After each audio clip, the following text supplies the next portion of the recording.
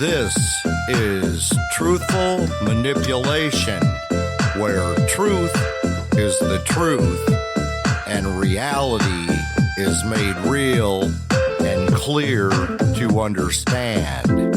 I'm Dave Kelsey, and I'm here today with my co-host, H. Daniel Mujahid. Greetings, dear audience. Today would be very special for you and I, for all of us. And we invited one of our listeners from the UK who brings a wealth to the subject that we had discussed last week when we talked about the dignity, the role, and the meaning of women, mother, female. And our guest today, Harinder Singh, and he's a Sikh writer and interpreter of Guru Nanak's teachings. He's known for his clear, accessible approach to Sikh philosophy and his strong commitment to interfaith understanding. His reflections explore oneness, justice, service, and the moral clarity of the Guru Granth Sahib, which is their scriptural writings. He is widely respected for helping modern audiences hear the spiritual, ethical, and universal voice of the Sikh tradition. As an author, he has written several books, and his most recent one is on the Sikh spirituality. When he reached out to us, we thought we would do a discussion in a different way about the way the people of faith view women and its role and the special things that these great leaders that we'll talk about brought to our attention as to how we should understand what this supreme being has done in the creation of humanity with what's called male and female, woman and man. And we, in our discussion a couple of shows ago, we took a different route as you're talking about this idea of equality and the equality of the woman and man in terms of the fabric of building the society. And we wanted you to just add in some comments, if you will. It can come from your perspective on the works of Guru Nanak, etc. But we thought this is very important. So go right ahead, Hart. So basically, on womanhood, Guru Nanak made it very, very clear that women and men are equal. In fact, he went even further than that. I would say that he gave a higher status to women. In one of his he was a revolutionary guru. Guru is a Sanskrit word. Gu means darkness and Ru means light. So somebody who takes you from darkness to light, that person or that prophet is a guru. So he was revolutionary. More than 550 years ago, he said, you may demean or honor. Within woman, we are conceived. From woman, we are born. To a woman, we are wed. With women, we build our friendship and walk as partners on the path of life. If a woman dies, you seek to bond with another. To woman, then, we are always bound. Why consider her low, without whom lofty rulers cannot even be born? In fact, I would say that without her, there can be no humanity, no men, of course, no humanity, period. So this was revolutionary more than 500 years ago. Yes. For somebody to say this kind of thing, you could be stoned to death, but he was fearless. Now, in the Guru Nanak, when he's speaking about 500 years ago, just to set the stage, in the Punjab, actually, he was experiencing education, very learned as a young person. I think he started his education at 5 and spoke many languages, traveled, but he was able to observe practices from other faith-based traditions. In fact, he was highly influenced educationally in his development in the study of the Hindu religion and also al-Islam. And what is remarkable is that in his decision to try to find a path that works for the people of the Punjab, he, in a sense, kind of allowed writings from these different schools of thought, if you will, or maybe we would call them practices of faith. And he incorporated the good and rejected what was bad. Is that fair? Absolutely. Yes. Guru Nanak traveled 28,000 miles throughout the length and breadth of India, which was united India. In those days, there was no Pakistan. He traveled to Afghanistan, he traveled to Iraq, China, Tibet, and so many other places, giving the message of oneness of humanity. That was so essential. At that time, there were these European explorers, adventurers, who were conquering land and exploiting human beings with slave trade and all sorts of things. But Guru Nanak said in one of his hymns, I've come here to do business, he said. Now, what business was he talking about? Then he said, for I had heard of an incomparable merchandise which brings true profit. I arrive here with a precious bundle, the wealth of spiritual virtues, which is my business capital. Beholding this fascinating jewel, my mind is in awe. Such wonderful hymns he would write, and his constant companion was a Muslim musician called Mardana. And he would say, there's a divine message coming, there's a divine song coming, Mardana, strum your, it was like a guitar kind of thing that Mardana used to play. So Mardana would play and Guru Nanak would sing.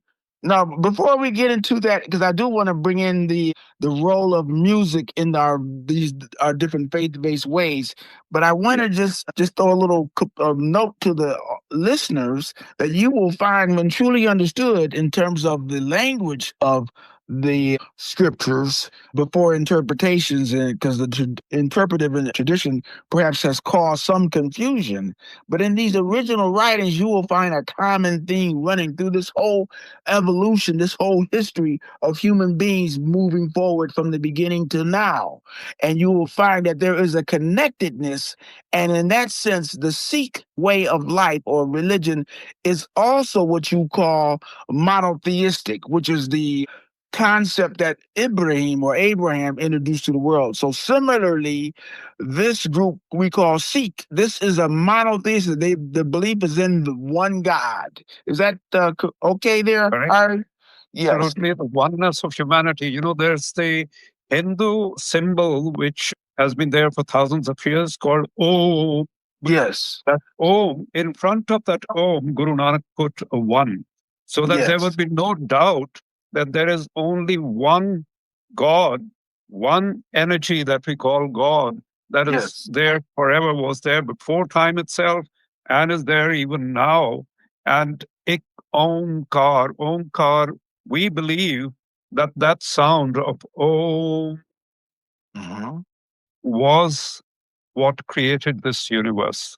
And Guru Nanak spread this message of oneness of humanity wherever he went.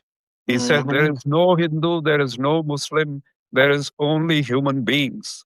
And if you want to be a good Muslim or a good Hindu or good whatever, first become a good human being. That was his teachings. Guys, now, I've been sitting here listening to you two talk, and as you know, I was raised evangelical Christian. And as I hear you guys talk, I hear this oneness of humanity that was supposed to happen all along the way. But that's been hijacked by men, and they've divided religions to the point where if you don't believe this way or if you don't believe that way, you somehow are not as on the same level as somewhere else. Where what I hear from both of you is that there's only one God. Doesn't matter which religion that you believe in, there's only one God. So humans need to stop acting as if their God is better than somebody else's God, because they're all one and the same. Yes, that's fair. That's fair. Yeah. Now, Guru Nanak said that the divine energy that we call God is in every speck of creation. Even in the rocks, the divine is providing. So that is in you, in me, in everybody.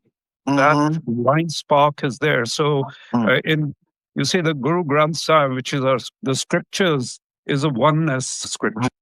It's not just for Sikhs, it is for humanity to take advantage. When we talked about the idea of this Adam and Eve or the woman and the man thing, and I gave a language and discussion to show that sometimes scripturally the context is not even talking about the genetics of the human being's body. It's maybe talking about society is put together and advanced and secured by itself. And then this is a common theme, really.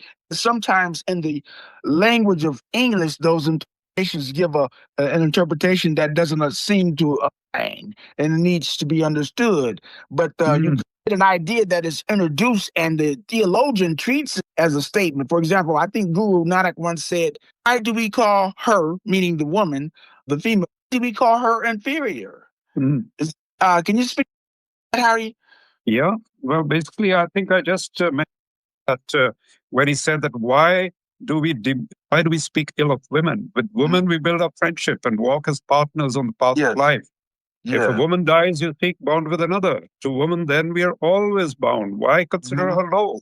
Without whom lofty rulers cannot even be born. Without her, there can be no humanity. Yeah, and then, you mentioned something about Adam and Eve and the biological side of things. If I may say a few things over here, as humans, we see ourselves as biological, spiritual, and social beings, as well as differentiate ourselves as male or female.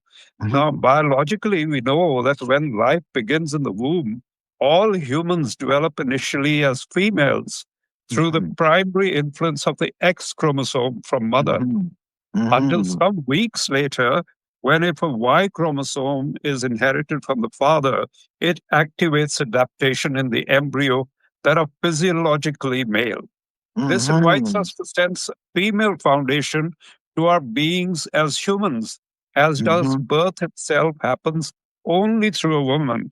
So it's the mother who gives life to a man or woman. That's why Guru Nanak, founder of the Sikh faith, had said that in the man is the woman, and in the woman is the man. And then he goes on to say, this realization comes only to those who are truly enlightened and wise. In the scriptures, particularly in the Tanakh or it's called the Torah, we also refer to it as the Bible. It is given in that early book, the Genesis, is given in two places of chapter 5, verse 2, and chapter 127. In both cases, where God is emphasizing and reminding us, when I made creation, I made the male and the female and gave them the name of Adam. So this is letting us realize that, like you're saying now, that the meaning and the context and the role is what Scripture is discussing. And a lot of times, the roles that we have for human beings that's being described is talking about our spiritual qualities, our intellectual activities, our moral, our community activities with each other, not necessarily our flesh-to-flesh interaction. So these types of interpretations, the other example being what you brought up earlier, in especially I've noticed in Al-Islam and various groups of Muslims around the world, even in various groups of Christians right here in America, music has been conceived at some points and places as even being Satan itself, evil. And I noticed that in the arrangement of your scriptures, the role of music is brought forth in a very special way. And I wanted you to address that, Harry, in terms of how the Guru, Granth Sahib is a music. I think it's arranged in what's called rags. Is it? Basically, music is a very important and integral part of the Sikh scriptures, because, what I always say is the kirtan, which is the music, spiritual music, kirtan is the hotline to the divine. So that is any kind of music, if it's beautifully sung music, it really connects us in a way which can be called spiritual as well. But when it's divine music, whether it's hymns from the Bible or whether it's Guru Granth Sahib's scriptures, hymns, they have the ability to instantly connect us to the divine source that we call God. because we all have that inherently within us as well. And you know that nearly 80% of the entire scriptures is based in music. So all the music that is, all the scriptures over here, 80%, are composed in ragas, the classical mode. So you have the ragas for the morning, ragas for the afternoon, for the evening or night. So if you sing it in that particular raga that is relevant to the time of day or night, it really makes us, connect with that divine duality really beautifully. There is much education, and that education is brought through vehicles like woman, vehicles like music. And even in what we call the early scriptures, the Torah, etc., we find that the Psalms, all the Psalms are songs. Now, not every song is a psalm, but a psalm is a song. And if we disconnect that, then we miss and we view and we interpret things in a way that allows us, we end up sub-optimizing the greatness of the human experience. And that's another reason why I think having various discussion views on this idea that women bring to the table is important for our education around the world, because we need it now. Our misunderstanding, our corruption, our evil, our greed has brought us to the point where we need a new type of leadership, and we have to be that leadership. Well, and I that have was a one of the question things for you guys. Since we're on this particular subject, what do you, and this is a question for both of you, and that's, what do you feel has caused scriptures to be manipulated in the way that they've been, so that men feel as if that they're better than what they should have been, or make males feel that they're superior to women's, when I would say it should be exactly opposite to that? So what do you guys think? You go ahead first, Hari. Okay. Yeah, well, what I look at why the scriptures are manipulated by men mainly to suit themselves. So we see each other being shaped by social, cultural perspectives formed over time about manhood and womanhood. So, we are living in a male chauvinistic world, a male chauvinistic society, where men feel threatened if women come into the field, and they don't want the women to be doing anything important. They just want her to be there to bear their children. That's it. They don't look at the women as we are part men and part women as well. And, Guru Nanak, in Sikh spirituality, we humans are referred to as the bride, waiting for God or groom to accept us. So God is invoked as the groom. Yeah, but if we're in a male-dominated society that has that warped thinking, what things can we do to get people to reverse their viewpoint? Because we're hearing from the younger generation, particularly here in the States, that the young males feel as if they're somehow or another put off and not being given the place that they feel that they're entitled to. And I think that that's where society's wrong. There should be no entitlement to anything. Everything should be earned, but yet you've got young males that are being directed by older males that they need to act in these misogynistic ways that we all understand don't work, because women today, modern women today, are not going to tolerate that nonsense, and they shouldn't have to. So what are we going to have to do to get these younger generations? Because I don't believe that we can change my generation. I believe my generation is set in their ways and they're not going to change, but we've got to reach the youth of the world and make them understand that women should be put at an even higher place than what men are. And how do we get to that today, guys? Now, I will address that, but before I do that, I wanted to make sure that Harry, you had finished. You okay with what you were offering, or was there more you wanted to first add? Yes, please go ahead, Daniel. I would say, with respect to the different traditions we bring in this discussion and in this conversation to our listeners, we have to remember that there is an education and there's a higher level of education.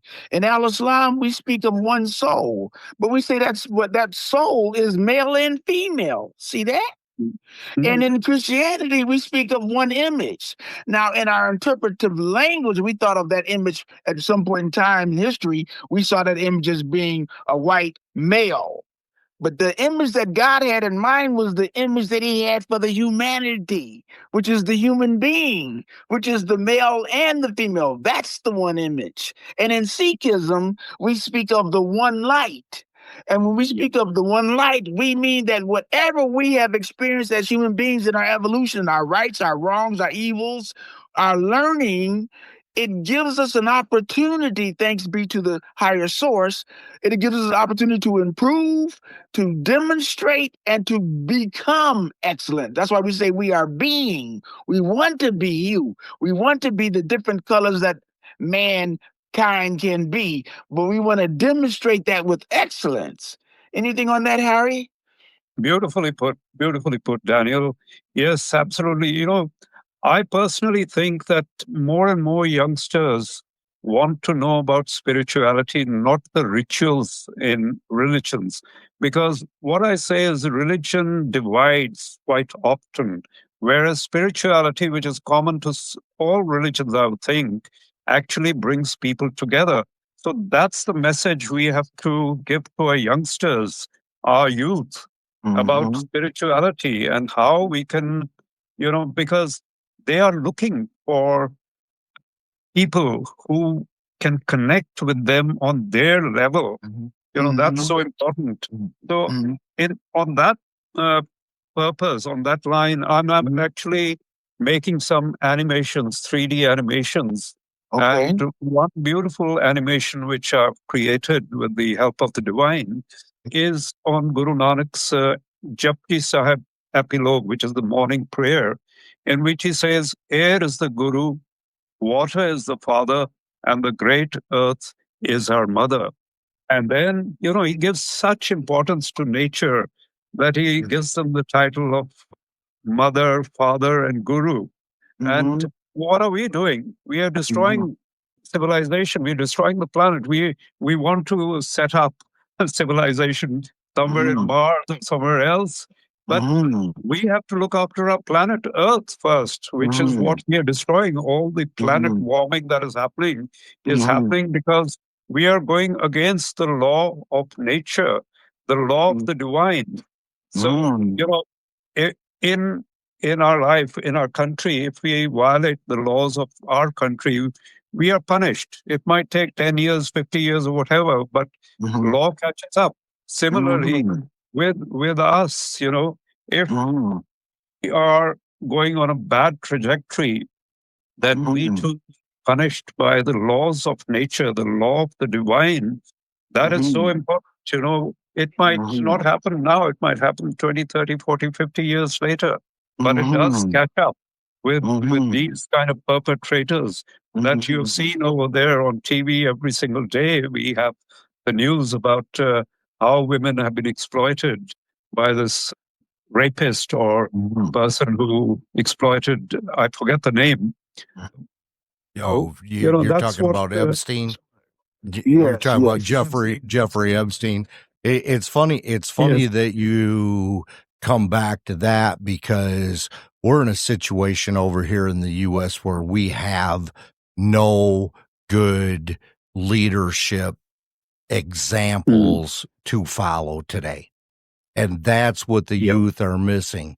And I'm glad that you brought this back to spirituality, because we have 3 people on this call today, all come from different spiritual backgrounds, but we all have one thing in common. First off, we're human. And second off, the 3 of us have a great respect for women. And we want our audience to understand that that's what we're trying to say to you today. You'll never be the individual that you were meant to be if you can't do that with a loving partner who will make you into a better human being than what you would have been on your own.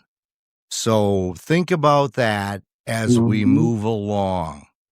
Now, in this point that's being made now, I want to add as a question for you, Harry. Earlier, Dave and I had a chance to dissect some of the misunderstanding and interpretations that may have perhaps caused wrongful practices, by priests towards women, or life and living.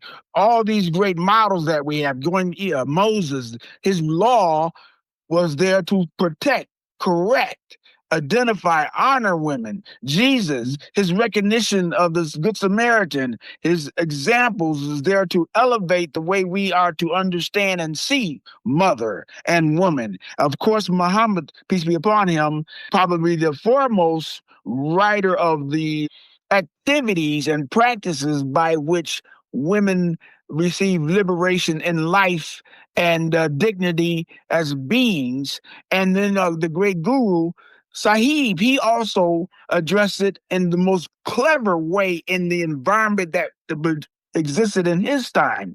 So I ask you, in the case of the criticism that we observed in the various faiths that Dave and I spoke to, of course, as we said, the great Guru Nanak, he had noted that they are not inferior. So I would like to ask you, there's certain conditions or observations you've seen that's practiced now among Sikhs, where the affirmation of women's dignity is not necessarily measuring up to what was the view that was held by the Guru.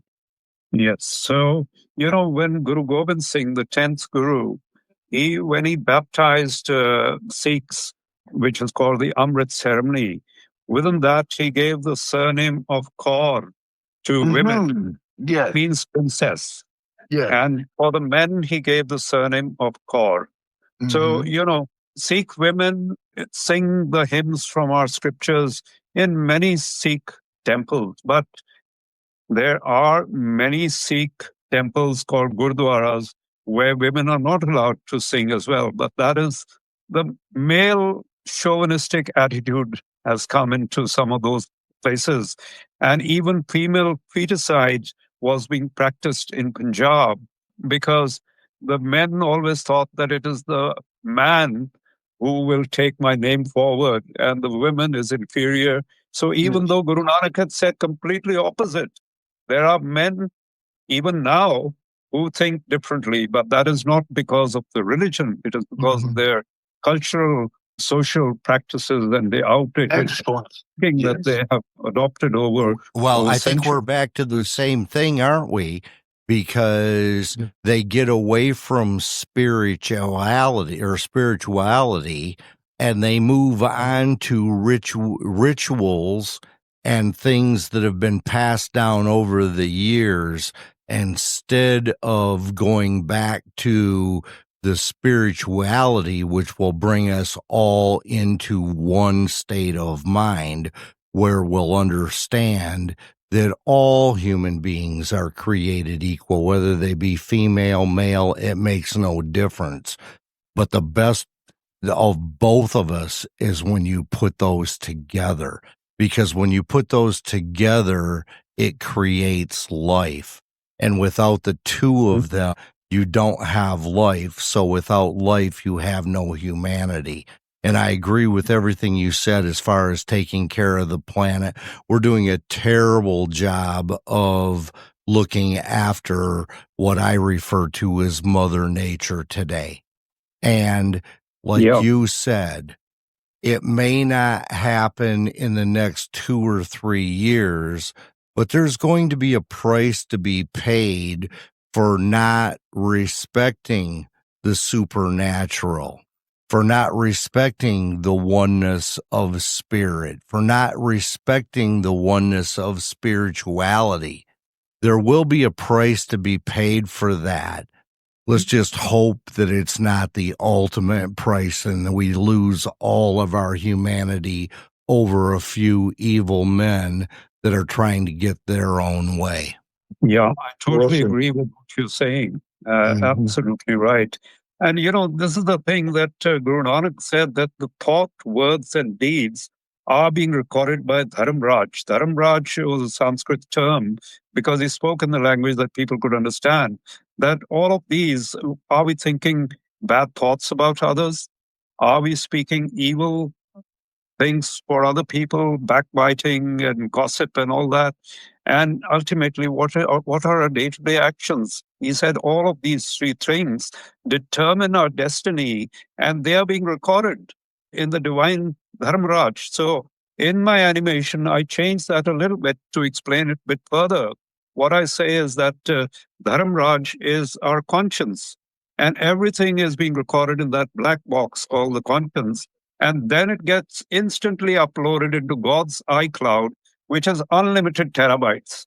So people instantly get the point that this is okay. This is what Guru Nanak was trying to explain to us. And what'll happen in time is people will suffer the consequences, or I was always taught karma's a bitch when it comes back and bites you, because karma is what you've done to others that's not good, or it's what good you've done to others that is good.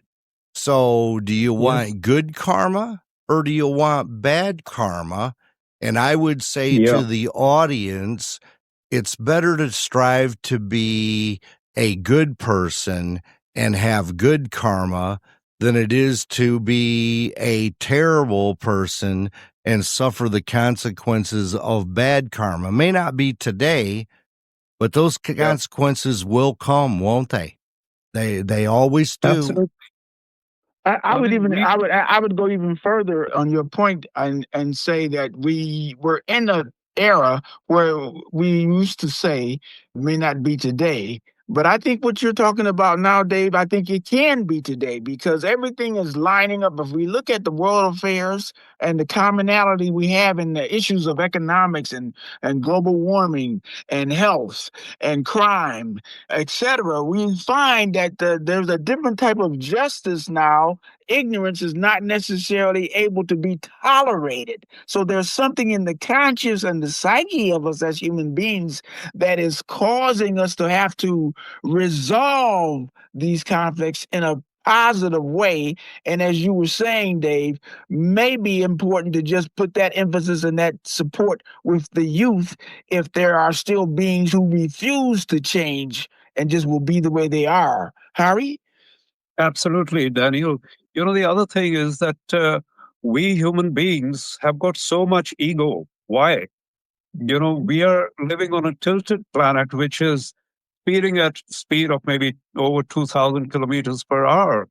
And we think we are God's gift to this earth. No, we are not. We all have a limited lifespan over here. We don't have a freehold. We have maybe 100 years. Some have got 70, some 50, some with no leasehold at all. They're still born in the womb. So we should be grateful for the life that we've been given and not be so egotistical, because we say that people on death row who have committed murders are dead men walking. Now, it might seem gory, but what are we?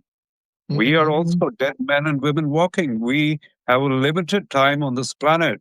And whatever limited time we have, let's spread goodness. Let's spread love, unlimited love, Compassion is the most important thing, Guru Nanak said. If you don't have compassion, then you're not even a human being. And then truthful living and contentment. We are not content. We are just running after material goods all the time. But at the end of our life, nothing goes with us. Only the good or the bad that we take with us is taken from this planet. Even our family who loves us, they want us out of the house once the body is gone. They said, take the body away. You know? I believe Guru Nanak also said, you reminded me, that if you have a disposition where you believe that women are inferior to you, you are not a human being. Yeah, absolutely. Yeah. Yes. Well, so our audience is, I want to remind you that Harinder Singh is a great author. He lives in the United Kingdom. And I wanted to let him have a few closing words or thoughts before Dave and I close out the discussion. But maybe you can also note some of the books that you think are appropriate on this subject for the struggles of people trying to understand the role of women, or et cetera, in your writings. Harry, go right ahead. Sure.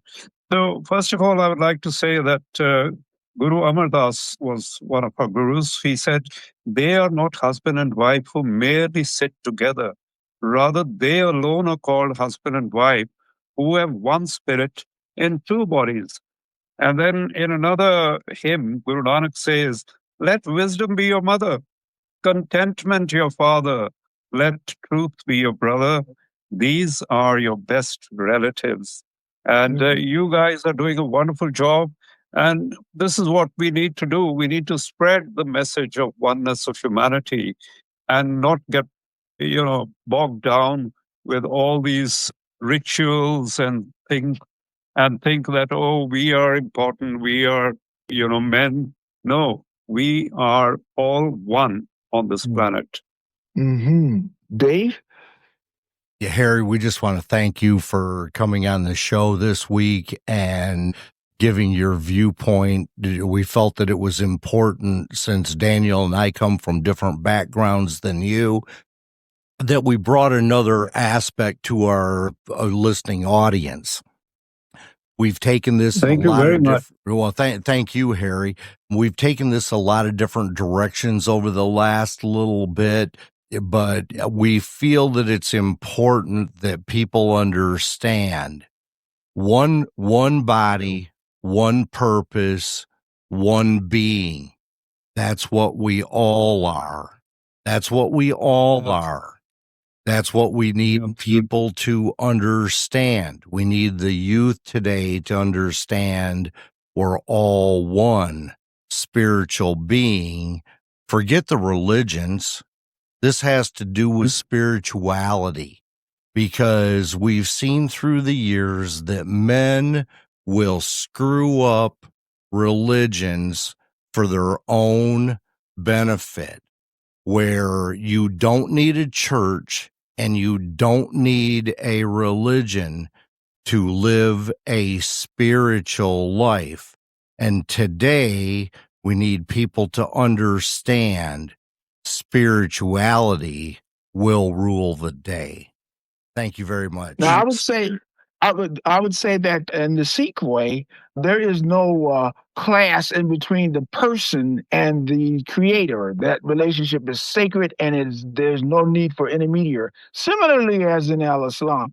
And I would say also that the point about the religions that we should keep in mind when Dave says we don't need religions, I would say that we don't need the ignorance that has been introduced by theologians in religion, because if we get rid of the ignorance and the hatred and the sexism and the racism that has been introduced in some of these ideas, we will find what Dave is saying, that the religion, what we have in common is the oneness. Every time the human being messed up and there was a need for the supreme being to bring another example, the same example was brought through these different great spirits: Moses, Jesus, Muhammad, peace be upon him, Guru Nanak. And you and I, we have a role in that. So if we are going to practice a religion, practice it Be good, be excellent in the practice. Don't succumb to being manipulated in the ignorances that may have been introduced in your practices. Beautifully put, Daniel. And in the end, if somebody is interested in my book, it's called Jewels from Sikh Wisdom, A Journey of Discovery.